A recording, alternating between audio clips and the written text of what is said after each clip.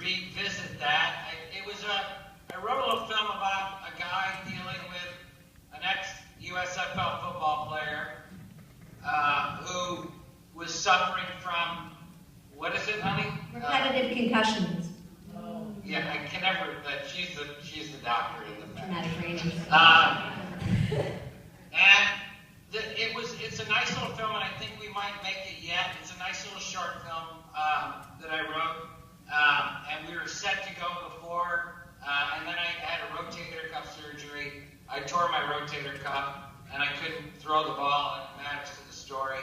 But that's all healed. And secondly, Melissa and Jeff Daniels and I have created a company called Grand River Production. Thank you.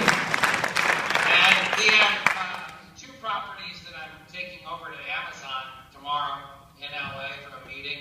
And we are very ambitious about creating work in Michigan, for Michigan, and about Michigan. Yeah. Thank you. Yeah, we want to keep our jobs here in Michigan. I'm part of a very large network of freelancers and part of the Michigan Production Alliance, and we want to stay here and be viable in the state. And if you need a production designer, you know where to find me. Keep that in mind, because as these projects move forward, we will be looking to crew up, and we want to be able to create an environment where we can have training programs and have multiple layers of deep crews that we can go to, just like they did in Canada and all of these other places, so that people can come here and there's an A crew and a B crew and a C crew, and everybody's working. And it's amazing what one production, how many jobs come in, and it's not just the jobs that you think of, but it's the dry cleaners and the hotels and the restaurants and all of the businesses that are affected around it. I learned all of that when I was on the California Film Commission, how the ripple effect of having a film company in your neighborhood benefits the neighborhood in such a tremendous way. So that was one of the main things we wanted to do here. We felt, there's really everything, every era, every backdrop, everything that you can imagine shooting can be shot in Michigan, and there's no reason not to do it.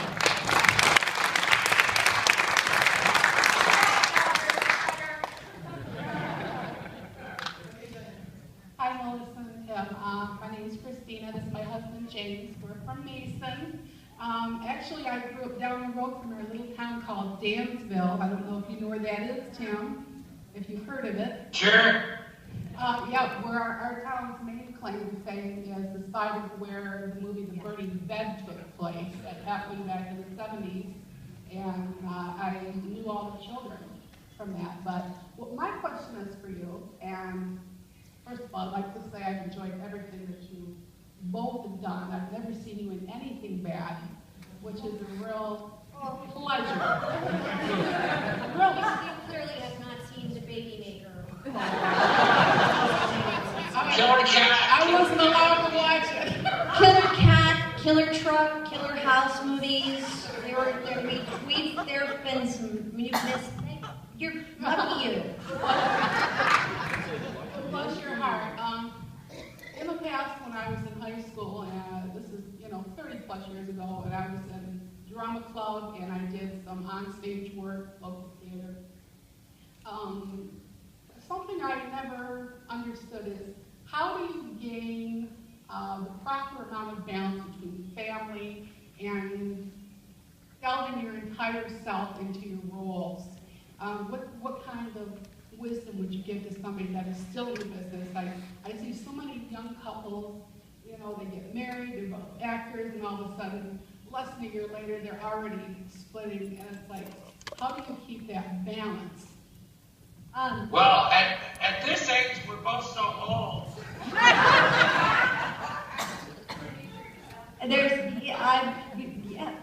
Well, I wouldn't have said old. I would have said seasoned. The balance, I think Tim's actually frozen, or he's doing that thing that are you doing that thing that, no. Yeah, we do this thing where we FaceTime each other and then we randomly just, and we can't tell if we're, see, he's doing it.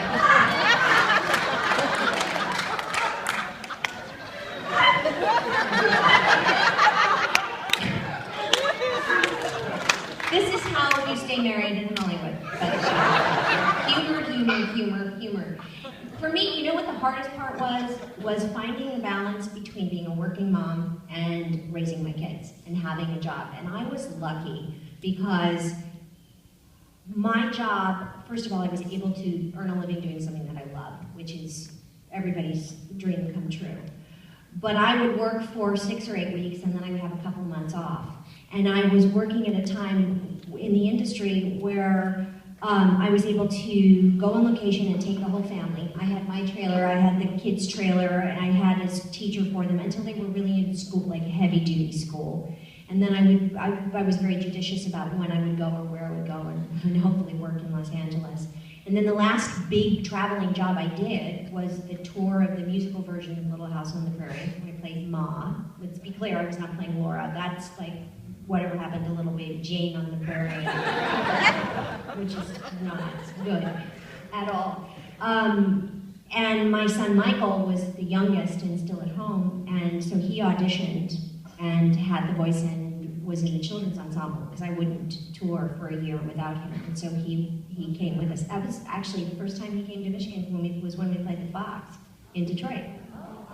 Oh, the theater is extraordinary. Wow, what a blessing to be able to do that there. So, you know, I have to say I always felt guilty when I was at work that I wasn't home with the kids, if I couldn't be in the room with them, being a mother. And then I always felt bad that I wasn't working when I was home because, you know, I wanted to be able to earn the money to support the life, to send them to school, to, you know, do all the things that I needed to do and pay the bills. So, like all working mothers, it was a no-win situation. I never felt satisfied or comfortable. Now that the last child has essentially flown the nest, I could breathe and jump into other things that I never expected, which we're not going to talk about. But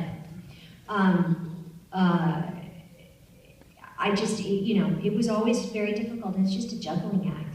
But as far as like staying sane, that didn't happen. Ask my therapist. Really? Oh my God. Playing